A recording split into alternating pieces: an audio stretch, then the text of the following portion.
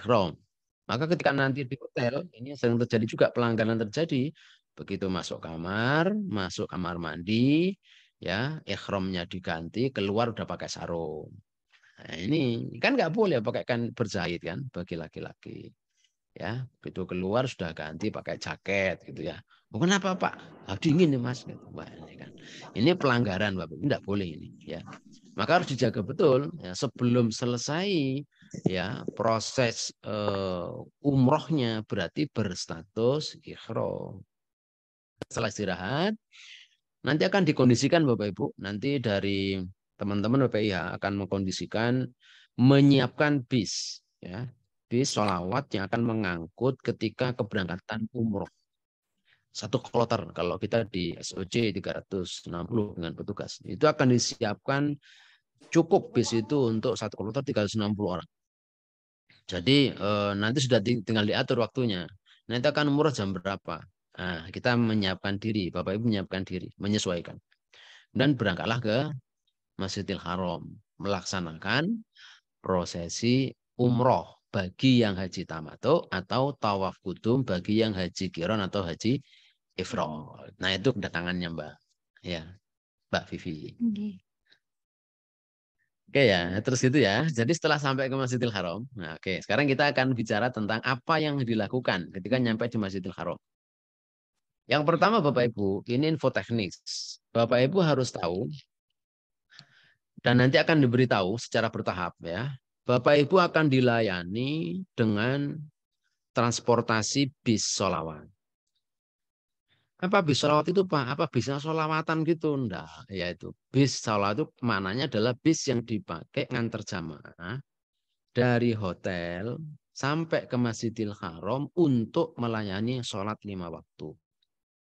Bis itu beroperasi 24 jam, gratis, tidak membayar, akan berkeliling dari hotel ke hotel, lalu berakhir nanti di salah satu terminal yang ada di sekitar Masjidil Haram.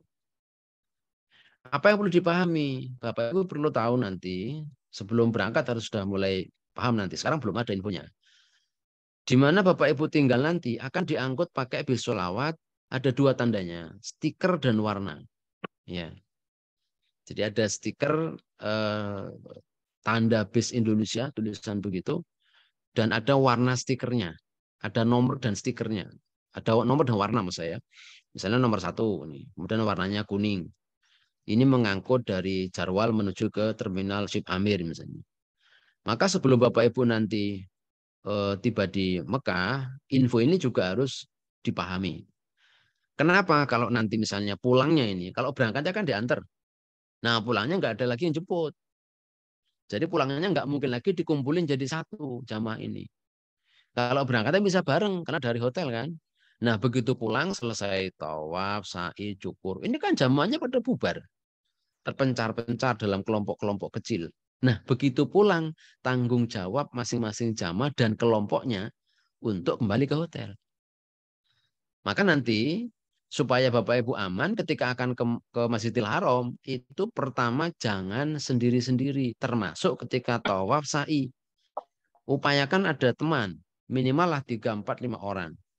Memang kalau sudah tawaf Bapak Ibu ya, misalnya kita akan rombongan satu rombongan, 45 orang. Bisa enggak 45 itu utuh? Sangat sulit. Sulit. Mungkin di putaran ketiga itu udah terpecah ke banyak kelompok-kelompok kecil-kecil itu. Yang nggak bisa lagi disatukan. Nah, karena itu Bapak Ibu ketika akan berangkat harus memahami tinggalnya di hotel apa, namanya, daerahnya mana, ya. Kemudian nomor hotelnya berapa, lantainya berapa. Terutama sepuh-sepuh ya, ini seringkali juga lupa. Di Jarawal itu ada 30 lantai Bapak Ibu ya. Kalau di tahun lalu ya, itu di Jarawal 30 lantai. Kita harus tahu kita tinggal di lantai berapa, di tower nomor berapa. Ini dihafalkan ketika datang. Supaya nanti kalau pulang nggak bingung. Nah, begitu berangkat, menjelang pulang harus tahu. Tadi datangnya lewat terminal. Terminalnya namanya apa? Nah, karena ada 3 terminal di situ. Ada terminal Ship Amir, ada terminal Bab Ali, ada terminal Ajiat. Masing-masing terminal dipakai untuk rute yang berbeda. Ya, yang berbeda. Kalau selesai tawaf sa'i, salah masuk terminal, ya enggak ketemu nanti hotelnya. Itu. Maka pemahaman teknis ini penting untuk panjenengan juga paham. Ya, terminalnya di mana? Lalu bisnya itu nomor berapa, stiker warna apa. Oke ya. Nah, setelah itu selesai Bapak Ibu, nanti kalau sudah selesai tawaf, sa'i, tahallul, baru balik ke hotel. Nah, ini yang teknis. Ya. Kemudian apa yang dilakukan atau yang perlu diperhatikan ketika kita tawaf, ya, sa'i dan halul. Rangkaian dari umroh ini kan niat ikhram, ya sudah ini ya. Niat ikhramnya kan sudah. Kalau dari Madinah berarti niat ikhramnya ada di Dzul Khulaifah atau Bir Ali. 450 kilo ke arah utara dari Mekah ya. Kalau yang gelombang 2 juga sudah. Nah, sekarang adalah tawaf. Nah, tawaf Bapak Ibu sekalian, tawaf ini prinsipnya yang pertama harus dalam keadaan suci dan menutup aurat. Laki-laki menggunakan kain ihram, pada saat tawaf disunnahkan untuk ittiba. Ittiba itu apa? Ittiba itu memakai kain ihram dengan menutup yang sebelah kiri. Jadi pundaknya ditutup, yang kanan terbuka ya, karena banyak di sebelah kiri. Itu untuk laki-laki. Yang perempuan pakaian ihramnya sama dengan pakaian ibu-ibu pada umumnya, hanya dilarang untuk menutup wajah dan menutup telapak tangan. Ya. Telapak tangannya itu ini atau punggungnya. Ya. Kalau Bapak Ibu lihat di buku panduan manasik Kementerian Agama, lihat di gambarnya itu yang atas maupun bawah terbuka. Jadi kita sudah melakukan pengkajian atas beberapa pendapat para ulama dan disimpulkan ya Kementerian Agama mengambil pendapat yang dianggap paling kuat, perempuan itu ketika ihram ini nggak pakai tutup. Ya, terbuka saja ya, sama dengan orang pakai pakaian baju biasa begitu ya, kayak Mbak Vivi ya. Nah, begitu jadi nggak usah ditutup pakai ini. Pak, kalau ada yang nutup ini punggungnya dengan apa namanya itu ya? Ada kan? Ditutup punggungnya gini. Boleh enggak? Boleh, enggak apa-apa. Yang penting telapak dalamnya ini masih dibuka. Kalau kemudian luar dalamnya ditutup, itu pelanggaran ihram. Ya. Kemudian yang kedua, kalau perempuan memakai cadar, ditutup mukanya, itu pelanggaran ihram bagi perempuan. Nah, ini terkait dengan soal pakaian. Ada lagi yang perlu ditekankan. Apa itu? Soal pakaian wanita yang kondisi ihram, kemudian dia terpaksa harus membuka sebagian aurat untuk kepentingan wudhu. Nah ini, karena banyak pertanyaan, ya Pak, kalau saya wudhu, kemudian pakaian lengan saya ini dibuka ya, misalnya kita mau basuh tangan kan dibuka begini. Itu apakah bayar dam? Kan gitu. Ini banyak yang tanya kan gitu perempuan-perempuan ibu jamaah ini. Ya, enggak, itu enggak bayar dam. Ya, itu bukan pelanggaran ihram. Kalau kemudian kita membuka tangan di ruang di mana di situ memang khusus untuk wudhu perempuan, ya nggak apa-apa. Dan tidak ada hukum yang berlaku artinya kemudian dia kena pelanggaran, enggak.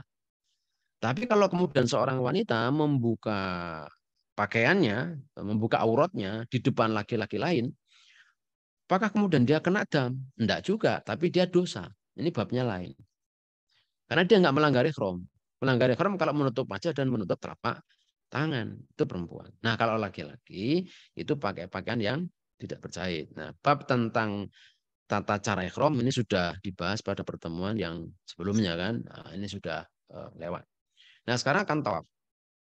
Dimulai dari mana? Dimulai dari Hajar Aswad, ya, pojok Hajar Aswad dan yang searah dengannya. Caranya nanti menandai kalau di sebelah kiri berarti melihat pojok Hajar Aswad, kalau di sebelah kanan itu ada lampu hijau di pojok atas di lantai 2. Itu akan kelihatan. Ya kira-kira arahnya ke situlah gitu ya. Arahnya ke situ, kemudian dimulai dari situ Bismillah Allahu Akbar menghadapkan badan ke arah pojok Hajar Aswad. Kalau dimungkinkan memulai tawaf itu dengan mencium Hajar Aswad. Ini kalau Syafi'iyah. Nah, memulainya mencium Hajar Aswad. Tapi ini prakteknya sangat sulit. Apalagi baru datang berombongan besar. Kalau pertama sudah mencium Hajar Aswad, alamat itu bubar semua jamaah itu nanti. Itu malah pada bingung nanti. Jadi ini praktek yang hampir tidak mungkin bisa dilakukan sekarang. Kalau ada yang berniat mencium Hajar Aswad, ya nanti-nantilah. Kalau sudah 2-3 hari sudah mulai paham Medan, ngerti caranya berangkat dan Ini aku tuh pulang baru itu ikut boleh. pengajian ini loh. Oh, saya mencoba untuk inilah, enggak apa-apa. Ke PPT terpisah sudah tahu jalan pulang. Nah ini maka nanti ikut rombongan. Dimulai dari Hajar Aswad. Kemudian berkeliling Ka'bah berapa kali? 7 kali putaran dalam keadaan suci. Ya, kalau batal ya berarti harus wudhu. Wah, wudhunya kemana Pak? Ada di situ di sekitar area tawaf itu tempat wudhu. Ya, ada 2 tempat yang saya tahu. Ya, itu nanti satu ada di arah Hajar Aswad itu lurus keluar gitu. Nanti ada tempat wudhu. Dan yang satu lagi ada di arah Rukun Yamani ke arah pojok yang sebelumnya. Itu juga ada tempat wudhu.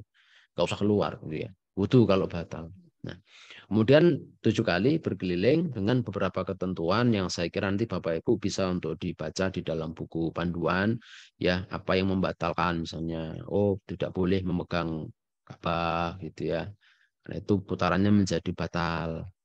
Kalau pas sholat wajib ya misalnya pas kita tawaf baru sekian putaran gitu. Kemudian datang waktu sholat ya kita ikut sholat. Nanti dilanjutin lagi. Dari mana dimulainya Pak? Boleh dari tempat di mana dia sholat. Atau yang paling utama, kalau dimungkinkan, dia istiqnaf. Jadi dimulai dari titik pertama Hajar Aswad lagi. Ya. Nah, tapi ini tentu biasanya ini akan kehilangan satu putaran. Karena dia akan, tidak mungkin dia mundur. Dia pasti akan lanjut di putarannya. Nah, ini 7 kali, ya selesai sampai selesai. Nanti pada putaran yang ketujuh baru kemudian keluar. Apa yang dibaca? Di dalam kitab Al-Iddah, ya, Imam Nawawi mengutip pendapat Imam Syafi'i. Kalau Imam Syafi'i berpendapat yang paling utama dibaca ketika tawaf itu adalah Al-Quran. Tapi ini prakteknya macam-macam nanti. Ya, ada makanya kita lihat ada orang tawaf itu sambil megang Quran. Dia baca Quran aja. Alasannya apa? Karena tawaf itu tempat terbaik untuk berzikir dan afdhalul dzikir diantaranya adalah dengan membaca Al-Quran. Ini pendapat Imam Syafi'i dinyatakan Imam Nawawi dalam kitab Al-Iddah. Ya. Ada juga yang berpendapat, pendapat kedua, berdoa dengan doa-doa yang maksur dari Quran maupun hadis yang Rasul tuntunkan redaksinya. Ini juga ada yang berpendapat itu yang utama. Ya. Lalu yang ketiga, ya, doa apa saja yang penting zikir. Ada yang berzikir subhanallah, alhamdulillah, wala ilaha illallah, wallahu akbar. Boleh dan semuanya sah. Tidak masalah. Ya, misalnya nggak mau baca Quran, kalau jalan sambil bacakan susah ya. Misalnya apalan lah. Apalannya sedikit Pak, cuma kulhu apalannya. Ya nggak apa-apa, kita 7 kali putaran baca kulhu. Gitu. Dan itu bagian keutamaan. Dan ada yang kemudian berpendapat itu. Karena yang dituntunkan pokok doa ketika tawaf cuma satu, Robbana Atina. Pada saat kita berada di antara rukun Yamani dengan Hajar Aswad. Jadi putaran terakhir di antara 4 sudut ya. Sudut pertama, kedua, ketiga. Nah yang keempat sebelum Hajar Aswad itu rukun Yamani. Itu kita kemudian disunahkan membaca Robbana Atina fid dunya hasanah wa fil akhirati hasanah wa qina adzabannar. Jadi tawaf itu gampang banget kan gitu ya. Ya doanya cuma itu saja. Nah selebihnya itu bebas. Mau subhanallah, alhamdulillah. Kalau mau doa yang panjang, pakai bukunya Kemenang. Wah, itu doanya panjang betul itu ya. Satu tiap putaran satu ada, putaran dua ada. Ya, dan itu ada tulisannya ini putaran satu, putaran dua. Itu akan membantu Bapak Ibu jamaah supaya nanti tidak kelewat hitungan kalau membaca buku itu. Oh, udah habis yang putaran satu, putaran dua. Itu pasti selesai. Begitu putaran 7, berarti udah 7. Karena ada itu orang yang tawaf itu pakai gelang. Gelang karet itu ya, gelang karet. Ya, 7. 7 di sebelah kanan, yang ini untuk yang sudah. Jadi begitu selesai satu, pindahin ke sini satu. Begitu saya tawaf yang kedua, pindahin yang ke sini dua. Begitu selesai terakhir sama temennya bingung. Loh, gunamu kok ini gunaku entek kan? Ternyata ada satu yang kelewat, tidak dipindahin kan. Bisa aja terjadi begitu ya. Nah ini. Terus kalau ragu-ragu hitungan tawafnya gimana? Ya pakai yang kecil. Ragu misalnya. 5 apa 6 ya? Berarti 5. Nah itu yang yakin pasti 5-nya itu. 6 itu diragukan. Ya, 6 itu diragukan. Nah ini tawaf. Jadi prinsipnya sederhana sekali dan sesungguhnya sangat gampang. Yang penting bagaimana menjaga suasana batin khusyuk ya, tenang ya. Sampai kemudian diatur sebenarnya oleh para ulama itu. Tata caranya secara fisik. Ketika tawaf itu mata kita memandang ke bawah seperti orang kalau mau sholat. Jadi apa ya, nggak tengok gini. Enggak. Jadi pandangannya ke bawah, konsentrasi, berdoa dengan tenang. Ya, doa dengan tenang. Nah, ini yang dituntunkan. Karena banyak yang ya kita lihat ya di sana sendiri orang tawaf itu sambil video call, sambil telepon. Ya kalau kita bicara tentang fikih, apakah tawafnya itu sah? Ya sah, nggak apa-apa. Ya sah, cuma tentu tidak patut ya, tidak patut dan tidak baik itu. Ya kualitas tentu kemudian menjadi tidak optimal kalau tidak disertai dengan kekhusyuan. Maka nanti Bapak Ibu sekalian, ya karena semua jamaah ini kan megang HP ya sekarang ini. Kalau dulu sampai sekarang sebenarnya dalam Ta'limatul Hajj itu orang dilarang membawa alat mengambil untuk merekam gambar. Tapi biasanya yang dilarang itu kalau kamera foto atau kamera rekam itu memang dilarang, pasti disita oleh askar. Tapi kalau HP enggak. Nah, cuma godaannya kadang-kadang kita lihat begitu orang datang ke tempat area tawaf, sebelum bahkan tawaf dimulai, lihat Ka'bah, itu yang dilakukan selfie duluan kan gitu. Lupa dengan Ka'bahnya. Nah, naudzubillah min dzalik. Ini saya kira harus kita jaga dengan baik. Nah, itu Mbak Vivi. Jadi itu proses tahapan pertama untuk kita selesai tawaf ya, 7 kali. Tentu saya nggak detail ya. Nanti Bapak Ibu untuk yang sifatnya ketentuan fikih bisa kemudian membaca di buku. Saya hanya tambahkan aja beberapa highlight yang mungkin agak jarang orang mencermati gitu. Ya. Kemudian? Nah, kemudian Mbak Vivi yang bicara supaya saya istirahat. Oh, enggak. Langsung. Oke ya, jadi gini, oke, kan selesai tawaf ya. Oke, lanjut ya Mbak Vivi ya.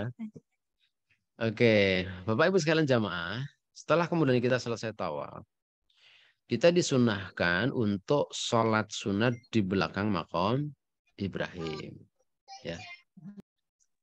Makom Ibrahim itu kalau akan menempatkan diri di belakangnya betul, ya ini memang agak susah, karena samping makom Ibrahim itu persisnya itu menjadi tempat orang lalu lalang tawaf. Jadi pasti agak mundur ke belakang sana dan posisinya itu kalau dibilang lurusnya, sebenarnya lurusnya itu malah jalan sekarang itu ya, jalan menuju ke tempat sa'i. Nah, karena itu Bapak Ibu, sholat sunat 2 rakaat ya, sholat sunat tawaf ini bisa dilakukan di tempat manapun. Tapi kalau panjenengan akan mengambil tempat yang mendekati arah belakang makom Ibrahim, tentu ini baik. Tentu ini baik, karena itu yang dituntunkan. Dan apa yang dibaca pada rakaat pertama membaca surat Al-Kafirun. Yang kedua membaca surat Al-Ikhlas. Ya, 2 rakaat, kemudian berdoa. Doanya di mana? Boleh di situ, di mana kita sholat. Atau yang kemudian utama itu doa yang sejajar dengan multazam. Dengan multazam. Multazam itu apa? Multazam itu adalah posisi antara pojok Hajar Aswad dengan pintu Ka'bah. Ya, itu multazam. Biasanya arah situ nanti banyak orang pada ramai itu ya. Kalau bisa, ini kalau dalam versi longgar ya, sunnahnya Rasul mengajarkan berdoanya di multazam itu sebenarnya kalau mungkin dengan mendekat ke sana lalu menempelkan dada dan pipi. Jadi tangannya nempel gini, dadanya ditempelin. Ya, terus berdoa di situ. Nah, ini. Ini kalau bisa. Tapi Bapak Ibu akan lihat nanti. Nanti bisa lihat lah setelah ini mungkin dia coba lihat di YouTube. Yang live Mekah itu kelihatan ya. Di pojok itu selalu ramai sekali, Pak. Banyak sekali orang yang karena itu mepet dengan Hajar Aswad. Jadi persis setelah Hajar Aswad orang berebut untuk mencium Hajar Aswad, sampingnya itu adalah multazam. Itu area sentral padatnya luar biasa di situ. Maka nggak usah memaksakan diri kalau nanti beresiko baik untuk diri kita tersakiti ya maupun menyakiti orang lain, apalagi perempuan. Ya, perempuan ini tentu sangat beresiko ya. Kalau situasi lengang baru itu boleh perempuan. Tapi kalau situasinya padat, ini akan sangat apa namanya tidak dituntunkan untuk perempuan. Ya, berdoa di multazam ini. Maka kalau nggak bisa, kita bisa mengambil posisi yang searah dengan multazam. Agak jauh nggak apa-apa ya. Di area di situ banyak orang duduk, doa di situ. Doanya apa? Nah, itu di buku panduan itu ada. Ya. Atau doa apapun yang kira-kira doa kebaikan yang ingin kita mintakan kepada Allah. Multazam itu adalah tempat yang mustajab. Nah, setelah itu Bapak Ibu sekalian, karena ini kedatangan pertama ya. Setelah doa di situ, ini segera untuk melaksanakan sa'i. Sebenarnya kita bisa setelah itu selesai ada sunnah lagi. Apa itu? Melakukan sholat sunnah di makom Ibrahim. Tapi ini kalau baru datang, ini hampir nggak mungkin. Ya. Pertama ngantri, kedua sangat sempit tempatnya, pasti kocar-kacir nih jamaahnya. Nah, maka yang di makom Ibrahim ini kalau di Hijr Ismail Mas, maaf ya, di Hijr Ismail ya. Hijr Ismail. Ini nanti saja. Ya. Nah, di situ di Hijr Ismail itu di yang setengah lingkaran itu, ya. Setengah lingkaran itu beberapa meter dari arah Ka'bah itu adalah dari dinding Ka'bah menurut saya keluar itu adalah Ka'bah. Karena dulu Siti Aisyah itu minta kepada Rasulullah, ya Rasul saya ingin berdoa di dalam Ka'bah. Lalu Rasul mengajak Aisyah untuk ke tempat itu, ya mepet dengan tembok, dan itu adalah bagian sama dengan orang berdoa di dalam Ka'bah kalau di situ. Karena dulu ketika pembangunan Ka'bah pada era sebelum Rasulullah ya, zaman Quraisy tapi sebelum Rasulullah, itu Ka'bah ini diperpendek ya, diperpendek. Kenapa? Karena duitnya yang halal itu nggak cukup untuk membangun. Maka pondasi Ka'bah yang asli ya, itu sebenarnya lebih agak menjorok keluar. Pada posisi mana? Pada posisi di Hijr Ismail. Nah, kalau orang berdoa di situ, mepet ya, saya lupa itu berapa meter gitu ya. Nah, itu nanti sama dengan berdoa di dalam Ka'bah. Termasuk tempat mustajab lagi apa? Di bawahnya mizab. Mizab itu adalah pancuran talang emas. Jadi posisi di tengah-tengahnya Hijr Ismail itu kalau lihat ke atas, mendongak ke atas, itu ada pancuran talang emas. Kalau sedang hujan, maka air hujan yang dari arah atapnya Ka'bah itu akan keluar atau mancur dari situ. Nah, di bawah talang itu tempat mustajab untuk berdoa. Tapi tentu sekali lagi ya, Bapak Ibu, para jamaah, ini hampir tidak mungkin dilakukan pada saat panjenengan baru datang. Ya. Kenapa? Karena harus mempertimbangkan kebersamaan supaya nanti aman ketika sampai selesainya peribadatan dan pulang kembali ke hotel. Setelah selesai tadi ya doa di multazam, maka jamaah kemudian kita bergerak menuju ke mas'a atau tempat sa'i. Ya, arahnya adalah kira-kira lurus dengan makom Ibrahim ke arah keluar. Ya, lurus ya. Lalu nanti belok ke arah kanan. Pilihannya ada dua kalau udah di lantai dasar ini ya.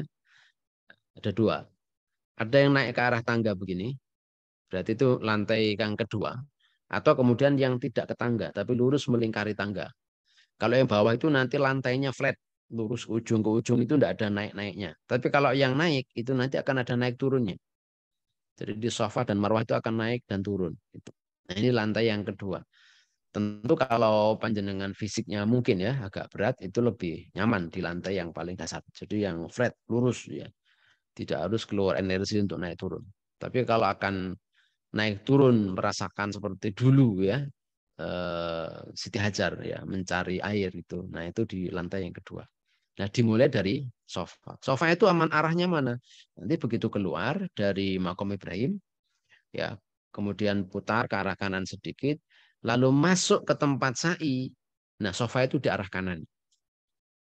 Jadi jangan kiri, tapi langsung belok kanan. Nah, kanan itu adalah sofa.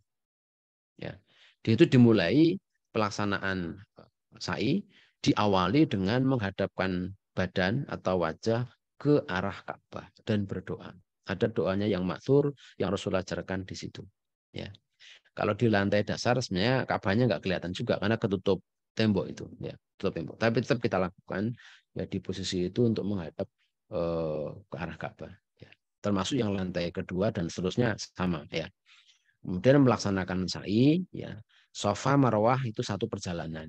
Di tengahnya ada tempat yang bagi laki-laki disunahkan untuk berlari-lari kecil. Ya, ada lampu hijau di sepanjang lampu hijau ini. Itu dulu adalah apa namanya? perut lembah.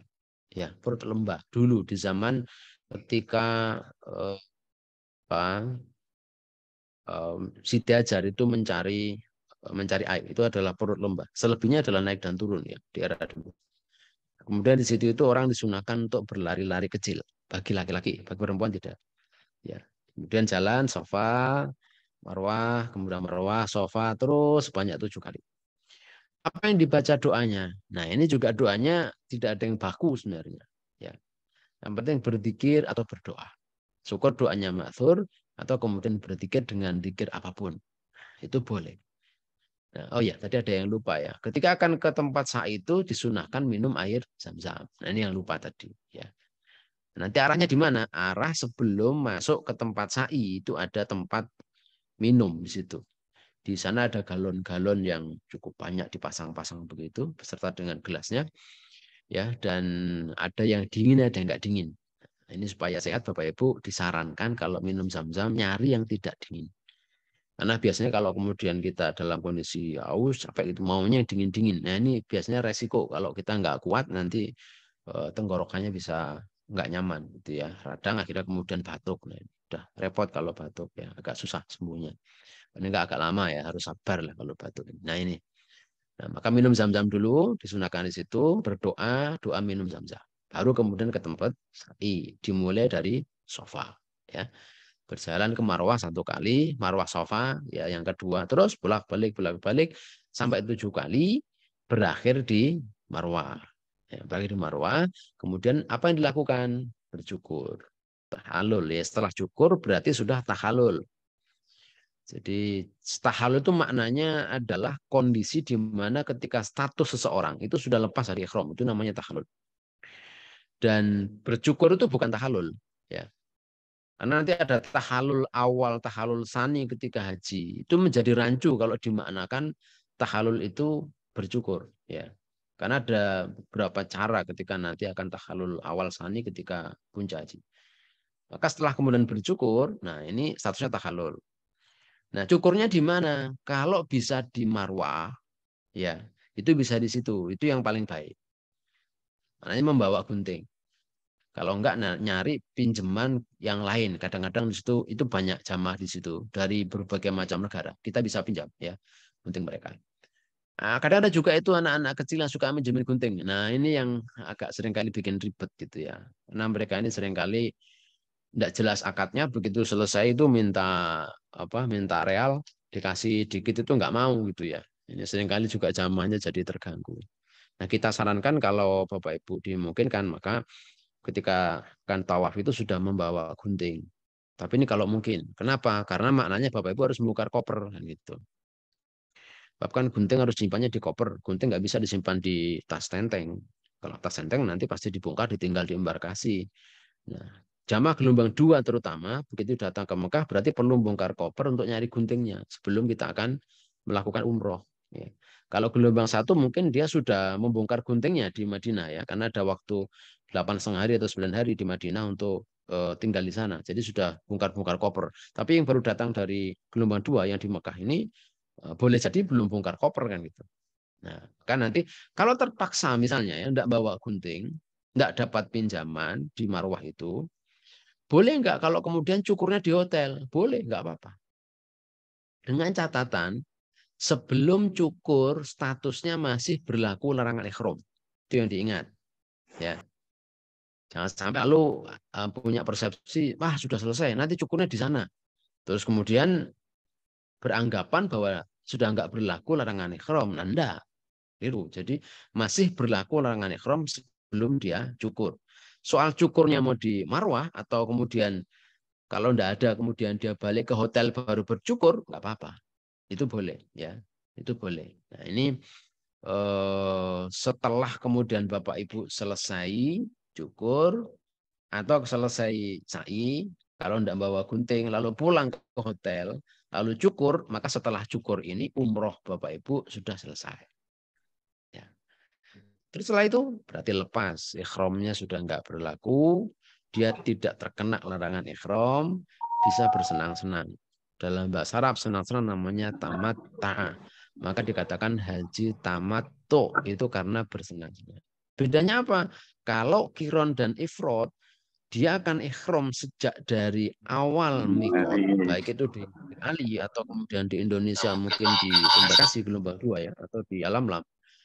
Itu nanti halulnya itu sampai nanti menjelang bukan menjelang, setelah kemudian lempar jumroh akobah dan bercukur pada puncak haji tanggal 10 Dzulhijjah, sehingga dia ikhramnya lama. Nah, lain kalau kemudian tamattu ini ikhramnya pendek, makanya bersenang-senang itu. Cuma ketika mengambil pilihan tamattu itu harus bayar dam sebagaimana kiron. Ya, bayar dam 1 ekor kambing. Ya, namanya dam nusuk. Ya, dam yang karena pilihan ibadah. Yang lebih utama mana Pak? Apakah tamattu, kiron, atau ifrad? Para ulama berbeda pendapat. Ada enggak yang berpendapat tamattu utama? Ada. Ya, ada. Jadi pilihan kita tamattu bukan berarti itu, wah, oh, tamattu Pak. Ya, Bu yang lain saja. Ya monggo saja kalau mau yang lain, enggak apa-apa. Kalau mau ikhramnya lama, yang penting paham enggak apa-apa. Ada enggak yang ifrad? Ada, itu. Banyak apa sedikit? Sedikit, gitu ya. Enggak banyak gitu ya, karena ikhramnya lama ini. Ya, jadi harus tekadnya harus kuat. Tidak hanya tekad ya, ilmunya juga harus tahu sehingga dia bisa selamat dengan ikhramnya yang cukup panjang ini. Nah, ini ketika kita selesai tamattu. Jam berapa Mbak ini? 14.10. 14.10 ya. Oke, masih ada waktu sekitar 20 ya. Oke, baik. Baik Bapak sekalian, kita lanjut pada jamaah sekalian. Setelah kemudian selesai ikhram, selesai umroh, maka jamaah ini di Mekah itu adalah masa menunggu pelaksanaan haji. Tanggal berapa? Tanggal 8 Dzulhijjah. Ini mulai proses ya. Maka nanti masa tunggu jamaah selama di Mekah sampai kemudian datang tanggal 8, ini beda-beda. Ya, beda-beda. Tergantung kedatangannya. Kalau dia ini gelombang 1, semakin kecil kloternya 1, 2, 3, 4, 5 ya dan seterusnya, berarti dia ini akan semakin lama menunggu pra Armusna. Tapi nanti pasca Arafahnya pendek gitu ya.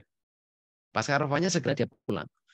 Akumulasinya sama sebenarnya. Akumulasi total masa tinggal di Mekah itu gelombang 1, gelombang 2 sama. Cuma bedanya ada yang pra-arafahnya itu panjang, ada yang pra-arafahnya pendek.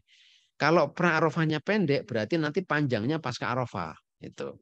Tapi akumulasinya sama, akumulasi harinya kurang lebih sama ya.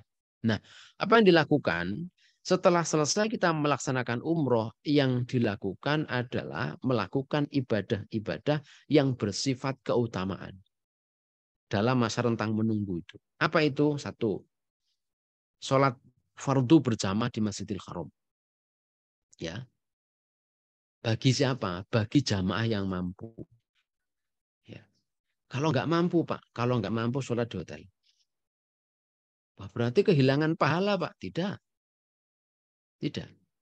Dulu Rasulullah ketika haji wada, setelah beliau kemudian melaksanakan tawaf kudum, ya, itu beliau tinggal di daerah namanya Abtoh dulu. Dan selama Rasul tinggal di Abtoh ini sampai puncak haji Arafah Muzdalifah Mina, tidak sekalipun Rasul sholat di Masjidil Haram. Jadi sebenarnya kalau kita ikut sunnah itu enak juga ya, ringan gitu ya. Jadi tapi nanti kalau semuanya ya, ini jadi apa ya, Abdul ini kurang. Tapi Rasul itu begitu sebenarnya. Maka bagi jamaah yang misalnya karena sakit, lalu kemudian dia sholat di hotel, nggak apa-apa. Seperti Ibnu Abbas itu mengatakan, ya, al-haram kulluh wal masjid. Seluruh tanah haram itu adalah berstatus Masjidil Haram. Artinya apa? Pahalanya itu 100.000. Meskipun sholat di hotel. Kenapa? Karena semua area hotel yang kita tempati di Mekah itu masih masuk area tanah haram. Jadi kita tidak ada dalam beberapa tahun terakhir ya. Itu yang hotel kita jauh di luar tanah haram itu tidak ada. Dulu iya, dulu itu ada yang tahun berapa itu yang hotel kita ada yang di daerah Tanim itu masih keluar, itu ada. Tapi itu cerita lama. Sekarang sudah nggak ada. Hotel-hotel di area tanah haram semua. Maka ketika orang misalnya karena sakit, karena uzur, karena lansia, ya, karena kondisinya lemah, dia sehari-hari sholat di hotel. Apakah dapat keutamaan 100.000? Dapat. Waduh, kalau gitu sholat di hotel saja Pak, gitu ya. Ya monggo saja kan gitu ya. Cuma kalau kita angkat ke Masjidil Haram, tentu itu punya keutamaan. Keutamaan yang mana? Loh, kita setiap kali langkah, satu kali langkah ke masjid, itu punya nilai pahala kok.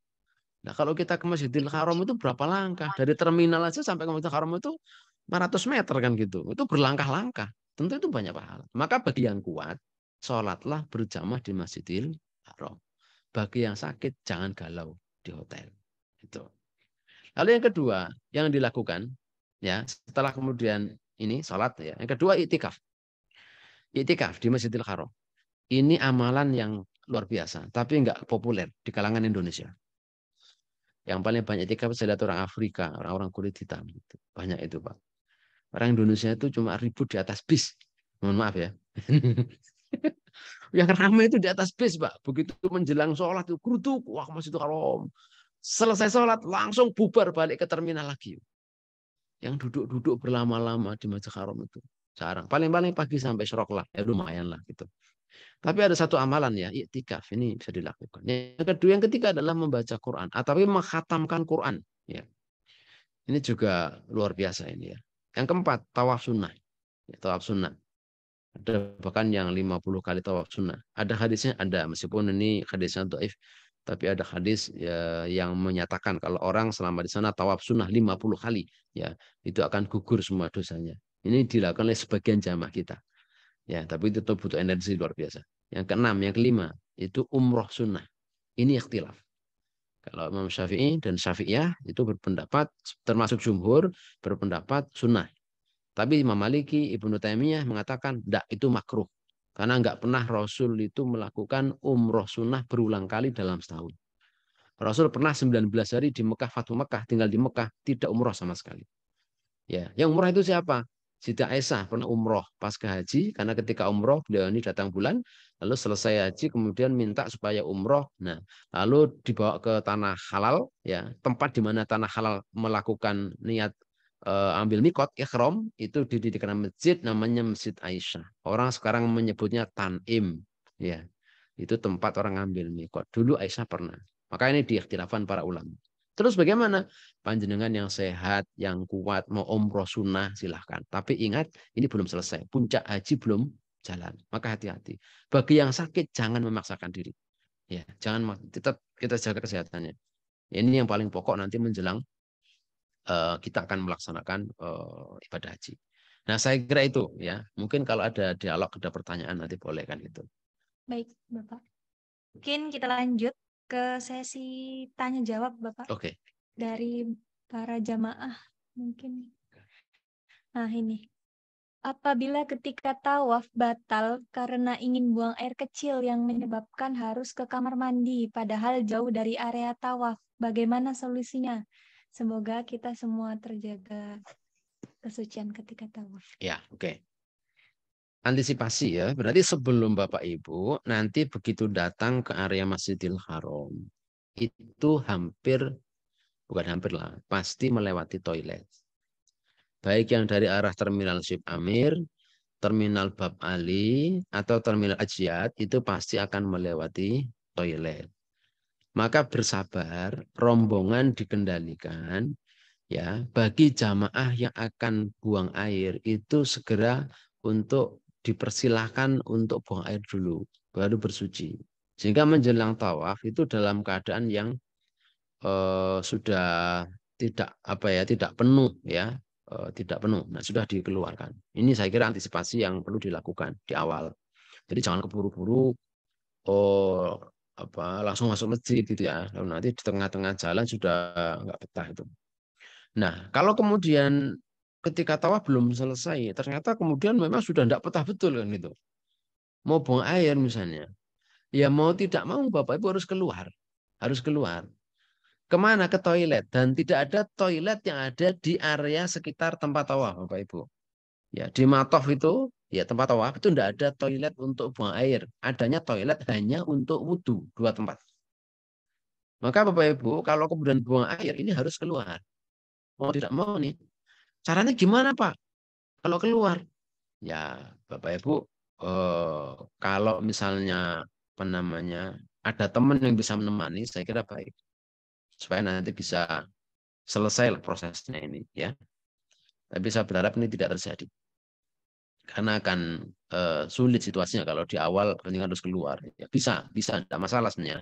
Cuma agak jauh ya. Dan ini butuh energi harus balik lagi dan pasti jenengan akan kehilangan atau terpisah dengan rombongannya. Tapi mau tidak mau, karena kalau jenengan akan di situ nggak ada tempatnya Bapak Ibu. Ya, tempatnya di luar. Jadi mau tidak mau ini harus keluar. Nah, gitu Mbak. Ada lagi. Kemudian, Assalamualaikum. Assalamualaikum. oh Assalamualaikum. ya, silakan Ibu. Terima kasih Mbak Fitri. Assalamualaikum warahmatullahi wabarakatuh. Pak Imam Khoiri. Assalamualaikum Pak. Saya ketika Pak dari Sidoarjo. Jadi mohon izin Pak ingin menanyakan beberapa hal. Jadi saat kita melaksanakan sunnah dan rukun haji baik di Madinah ataupun di Mekah, itu apakah ada petugas haji yang mengarahkan Pak?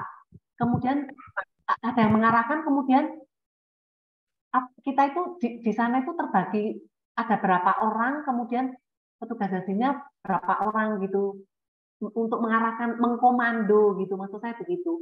Kemudian yang kedua, pada saat melaksanakan rukun haji, tawaf, wukuf dan lain-lain dengan wukuf di Arafah, itu apakah dilakukan dalam satu hari berturut-turut begitu Pak, atau wukuf, tawaf dan lain-lain dilakukan di hari yang lain gitu jaraknya itu. Kemudian berikutnya ini Pak, mohon izin Pak Imam Khoiri, nun sewu kalau misalnya episode yang lain ini apakah bisa di-share Pak? Karena kan kami memang tidak sempat mengikuti bimbingan manasik haji, dia pernah mengikuti tahun 2020, tapi kemudian terpending-pending. Jadi sekarang ini ngeblank sekali Pak, jadi nggak ngerti ini harus bagaimana, kayak bingung gitu, bingung dan harus bagaimana nanti misalnya urus visa bionya bagaimana nanti ininya gitu. Jadi masih bersyukur tapi masih bingung Pak. Jadi harus persiapan fisik dan mental ini luar biasa. Jadi mohon kalau bisa Pak bisa diulang manasik haji karena kan kemarin sudah ada surat pemberitahuan kalau berangkat gitu. Jadi kalau bisa mulai dari episode 1 gitu Pak, terus ditentukan sampai ini gitu. Jadi diulang dari awal gitu. Karena kan kami tidak ikut KBIH. Gitu. Mungkin itu dulu Pak Imam Khoiri. Selebihnya kami mohon maaf dan mohon izin Pak. Kurang lebihnya saya mohon maaf. Itu saja Pak. Wassalamualaikum warahmatullahi wabarakatuh. Waalaikumsalam. Bu Vetika ya tadi ya dari Ngodian ya, Sedarum ya. Yang pertama, ketika di sana, apakah jamaah akan dipandu oleh petugas? Iya, Bu. Satu kloter itu akan ada 5 orang petugas yang akan membersamai jamaah. Ada satu ketua kloter, ada satu pemimpin ibadah, ada satu orang dokter, dan 2 orang para medis atau perawat. Ya. Cuma yang harus kita tahu Bapak Ibu, para jamaah, 5 orang ini kalau kloter Jogja dan SOC Jogja Jawa Tengah, itu mengampu 355 orang. Ya. Kalau Surabaya sana, SUB, itu lebih besar lagi, 460 orang. Ya. Itu cuma 5 orang. Sekarang kita bayangkan coba, misalnya kalau kita mau tawaf ini, orangnya 355. Ya. 355. Petugas pembimbing ibadahnya itu cuma 1. Pertanyaannya, gimana caranya kemudian ini bisa mendampingi secara kelompok-kelompok kecil gitu ya, hampir nggak mungkin, nggak bisa. Maka nanti struktur keduanya dibantu dengan pola rombongan dan regu. Ya. Rombongan 45 orang, ada ketua rombongan. Ini pun kalau kita tawaf, ini terlalu besar rombongan 45 orang ini. Yang paling mungkin regu 11 orang. Maka itulah yang akan membersamai panjenengan bersama-sama. Pembimbingnya gimana akan mengarahkan 350 orang ya tawaf bareng itu? Enggak mungkin, enggak bisa. Sebab itu Bapak sekalian yang dituntut ya oleh kepada setiap jamaah, dan ini juga diatur dalam undang-undang, di antara penyelenggaraan haji yang harus menjadi tujuan itu adalah membangun kemandirian jamaah. Ini kan bulan Maret ya. Maret tanggal-tanggal akhir ya. Nanti masih ada April, Mei. Kita kan berangkat gelombang 1 itu tanggal 25 ya, 25 Mei. Ya, ini. Artinya ada 2 bulan, Bu Vetika dan para jamaah yang lain. 2 bulan ini adalah waktu yang panjenengan miliki untuk menghilangkan segala kegalauan dan pertanyaan. Nanti gimana ya? Oh begini. Nanti gimana ya? Oh begitu. Nah, itu yang harus panjenengan lakukan, Ibu Bapak sekalian, para jamaah. Caranya gimana? Berarti harus belajar, baca buku, bertanya, ikut manasik. Kenapa? Karena fardu ain hukumnya setiap jamaah untuk membekali ilmu manasik. Tidak bisa orang bersandar pada orang lain dan tidak boleh itu. Dalam ilmu manasik, dalam kitab-kitab disebutkan, setiap orang harus bersandar pada dirinya sendiri. Ya, petugas kan ada, Pak. Ya, kalau bisa dibersamai. Kalau petugasnya nggak bisa membersamai, boleh aja misalnya petugas sakit, manusia kan petugas itu kan gitu misalnya. Lalu dia nggak bisa mendampingi, bisa juga terjadi kan gitu. Maka tidak bisa, harus mandiri. Maka ini penting bagi kita semua. Semua pertanyaan yang belum selesai harus ketemu jawabannya dan selesai sebelum Bapak Ibu sampai ke sana. Dan ngerti paling enggak, oh gitu ya, oh gitu ya, oh gitu ya. Nah, tidak lagi gimana ya. Ya, ini harus ketemu O-nya ini. Itu yang pertama. Yang kedua, terkait dengan seri manasik yang ada di sini ya. Ini bisa dilihat di YouTube. Di YouTube ya. BI. Nah, itu Bu, nanti bisa dibuka di YouTube Kemenag DIY. Karena ini juga kita live streamingan via YouTube. Nanti seluruh rangkaian dari awal sampai hari ini itu ada di sana. Bisa panjenengan ikuti ya, dilihat lagi dari awal sampai akhir. Kalau nanti misalnya butuh info yang terkait dengan konsultasi teknis atau peribadatan, boleh nanti kontak saya juga enggak apa-apa ya. Kontak saya enggak apa-apa, kontak teman-teman di ekonomi juga enggak apa-apa, itu boleh. Silahkan nanti kalau mau menghubungi, mungkin nanti bisa ditulis Mas nomor saya di kolom chat ya. Kolom chat ditulis lah, bisa nanti 081 328 755 160 ya. 081 328 755 160. Boleh kalau mau konsultasi. Itu yang kedua terkait dengan soal ini ya. Lalu yang ketiga, adanya 3 kayaknya, 2 ya. Ya ada. Ya itu ya Bu Vetika ya. Saya kira 2 itu. Oh tadi Mas ya. Itu Pak, jarak tawaf dengan wukuf.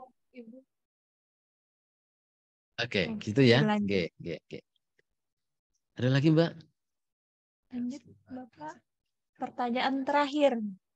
Bapak izin bertanya, wanita saat tawaf ketika wudhu apakah tidak boleh terlihat oleh siapapun ya, termasuk sesama wanita.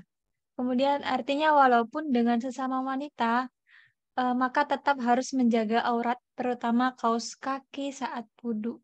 Jadi perlu wudhu di kamar mandi. Ya, wudhunya itu ya di tempat wudhu. Gitu. Pertama wudhu di tempat wudhu, satu ya. Yang kedua, apakah kaos kaki nggak dilepas? Tangannya kemudian dibasahi semua sama baju-bajunya? Enggak, Bapak Ibu sekalian. Ya, tidak. Ya, dibuka sesuai dengan seperlunya. Ya, dibuka seperlunya di tempat wudhu. Karena ada kemudian jamaah ini karena saking ini nih khawatir kalau kemudian dia membuka aurat itu melanggar kena dam. Enggak. Enggak. Yang melanggar dan kena dam itu kalau perempuan menutup muka dan menutup telapak tangan itu kena dam. Ya, kalau kemudian dia membuka aurat di tempat di mana memang dia sepatutnya untuk melakukan itu, tempat wudhu ya, dia wudhu, kemudian kakinya dibasuh, ya nggak apa-apa. Kalau kemudian pakai kaos kaki, tangannya dibasahi semua, lalu begitu selesai nanti masuk angin, ya meriang semua, repot kan begitu. Ya, nggak. Jadi biasa saja. Ya, cuma kalau ibu-ibu wudhu di tempat laki-laki, nah ini masalah gitu. Tapi ini tidak terjadi kalau di Masjidil Haram, nggak boleh. Karena tempat wudhu laki-laki perempuan di sana sudah terpisah sejak dari pintunya. Jadi kalau misalnya ibu-ibu akan masuk ke toilet laki-laki, sebelum masuk pasti disuruh keluar dulu. Karena ada yang jaga, satpam-satpamnya itu petugas kebersihan. Jadi kalau di area Masjidil Haram itu hampir tidak mungkin terjadi ya seorang laki-laki masuk ke toilet perempuan, perempuan masuk ke laki-laki, itu enggak terjadi. Karena tempatnya terpisah dan ada penjaganya. Jadi aman di situ. Kalau kelihatan sesama perempuan nggak apa-apa ya. dalam konteks wudhu seperlunya, ya tangan dibuka, gitu ya, dibasuh, sudah itu. Dan itu tidak ada pelanggaran ihram di situ, ya gitu. Singkat ini masih ada. Ada, oke. Iya, singkat saja ya Bapak. Ini lansia aktif di hotel apa pahalanya sama seperti di masjid? Iktikaf, lansia iktikaf. Nah, ya. Nah, iktikaf. Sama jika kita dalam keadaan haid tidak bisa melakukan tawaf ifadah, gimana solusinya Bapak? Ya. Lansia, bagaimana lansia kalau kemudian dia iktikaf di musola hotel? Kami di Kemenang belum pernah bahas kalau itikaf Bapak Ibu ya. Yang kita bahas itu sholat ya. Yang kita bahas itu sholat. Tapi kalau memakai pengertian umum dari pengertian apa yang dikatakan oleh Ibnu Abbas ya, al-haram kullu wal masjid gitu ya. Lalu di situ kan ada musola, lalu panjangan itikaf di situ. Ya, berbaik sangkalah insya Allah kalau kemudian kita dapat karunia dapat pahalanya. Kenapa? Karena panjenengan tidak punya alternatif yang lebih baik. Itikaf di Masjidil Haram, sudah repot mau ke sana aja repot kan gitu. Tambah nanti masuk angin jenengan gitu. Ya. Tapi itikafnya bisanya di mana? Di musola hotel misalnya atau di masjid sekitar mau itikaf di situ. Boleh nggak apa-apa. Ya, boleh nggak apa-apa. Insya Allah lah kalau kita ikut pendapatnya Ibnu Abbas dan pendapat para ulama yang kemudian berpendapat bahwa itu berlaku ketentuan itu, dapatlah itu. Tetap dioptimalkan. Artinya Bapak Ibu, meskipun panjenengan kondisinya risti, lemah, gitu ya, tetap bisa mengoptimalkan ibadah. Jangan sampai kemudian karena sudah risti, lemah, lalu tidak punya semangat, terus, yus, ora usah ibadah wis pokoknya sepokok-pokok wae. Ya itu boleh-boleh saja, tapi tentu kita eman-eman. Di ruang di mana kita bisa optimalkan, optimalkan. Yang paling gampang kan dikir kan nggak pakai modal. Dikir modalnya kan cuman lisan kita sama hati kita kan, dimanapun kita bisa itu. Nah ini lalu yang kedua yang perempuan haid ketika akan menjelang kepulangan, ini bicara berarti menjelang kepulangan ya. Ifadah itu tawaf rukun setelah kemudian haji ya. Bapak Ibu nanti tinggal dihitung begini cara ngitungnya. Pertanyaannya tentang sikap. Satu, jarak antara selesainya apa namanya kedatangan dari Mina. Tapi ini mungkin paham nggak ya? Ini semoga paham ya. Jadi setelah selesai puncak haji, Arafah, Muzdalifah, Mina, kan balik ke Mekah nih, ke hotel lagi. Lalu kita melaksanakan tawaf ifadah. Nah, kalau pada saat itu ada perempuan yang menstruasi, tinggal ditanya. Kita lihat misalnya, jadwal kepulangan panjenengan masih lama enggak? Kalau misalnya gelombang 1 akhir, apalagi gelombang 2, yang masa pulangnya masih lama, 10-15 hari misalnya, ya ditunggu saja sampai selesai. Tunggu sampai selesai. Yang problem adalah ini gelombang-gelombang 1, yang gelombang kecil 1, 2, 3, 4 sampai 10. Itu pasca puncak haji itu masa tinggal di Mekah sangat pendek. Ya. Harus segera kemudian tawaf dan segera pulang. Terus bagaimana hukumnya? Nah, ini ada banyak pendapat. Ya, ada banyak pendapat. Kalau masih ditunggu, ditunggu. Kalau nggak mungkin ditunggu, ya ditunggu sampai paling mepet. Mepet itu kapan? Ya kira-kira sehari sebelum kepulangan. Yang lain tawaf wada. Nah, ibu ini yang menstruasi berarti melaksanakan tawaf wada. Caranya gimana? Caranya kalau masih keluar darah, berarti dia harus pakai pembalut yang rapat, kemudian dia mandi, pakai pembalut, kemudian berangkat. Ya, tawaf. Ini sudah solusi yang terakhir, gitu ya. Apakah kena dam? Ini macam-macam. Jangan tinggal pilih yang mana. Nah, ada pendapat yang, oh ini kena dam. Damnya apa? Ada yang berpendapat damnya onta. Ada yang pendapat kena dam. Damnya apa? Kambing. Tapi ada juga pendapat yang paling ringan, tidak kena dam. Kalau jamaah ditanya, pilih yang mana? Ya enggak kenapa. Biasanya begitu kan gitu. Ya, tapi ada solusinya gitu ya, ada solusinya. Jadi tidak ada problem ibadah yang enggak ketemu solusi. Ada solusinya semuanya. Nah, cuma kita harus ngerti ya. Termasuk ibu-ibu misalnya, Pak, apakah harus pakai pil penahan haid misalnya? Ya tergantung aja. Itu tidak harus kan gitu. Karena juga banyak kasus kalau nggak tertib begitu kemudian minum pil penahan haid, bukan kemudian haidnya itu berhenti, malah kocar-kacir kan gitu. Itu banyak kasus terjadi. Tapi kalau tertib ya semoga jenengan bisa baik juga hasilnya kan gitu ya. Nah kalau misalnya tanggal-tanggal ini aman, ya nggak usah minum pil penahan haid, normal saja nggak apa-apa, ya nggak apa-apa. Nah, saya kira itu Mbak Vivi. Ada lagi? Dua terakhir. Oh boleh. Apakah perlu mengikuti bimbingan di KBIH? Hmm. Kemudian tawaf itu harus full 7 putaran atau boleh misal 7 atau 3 di kombinasi lain? Ya. Oke, apakah harus ikut KBHU? Ini opsional kepada panjenengan. KBHU adalah lembaga dari masyarakat yang memang memberikan layanan dalam bidang bimbingan manasik kepada jamaah. Ya, ini akan bisa membantu kepada jamaah untuk memperdalam ilmu manasiknya. Tapi kalau panjenengan misalnya ya di beberapa tempat di Sleman, di kota kabupaten yang lain, itu juga ada jamaah yang mandiri, istilahnya mandiri. Istilah mandiri pengertiannya dia tidak ikut KBHU. Nah, monggo saja panjenengan akan mengambil opsi yang mana. Ya, mau di KBHU, mau tidak ada KBHU, yang penting panjenengan paham. Itu saja. Ikut KBHU tapi kalau nggak paham, sama saja. Ya, sama saja. Ya, apalagi sudah nggak ikut dua-duanya, nggak ikut bimbingan di Kemenak, nggak ikut KBHU, nggak paham. Nah, ini repot kalau begini Bapak Ibu. Ya, haji cuma sekali. Ingat, haji cuma sekali. Jenengan hampir tidak ada kemungkinan haji kedua. Karena harus nunggu 10 tahun untuk daftar, antri 32 tahun kalau sudah daftar. Berarti butuh paling enggak 40 sampai 50 tahun baru akan haji lagi. Kalau sekali ini tidak berhasil dengan baik, maka ya sudah. Kalau mau mabrur, kesempatannya sekarang.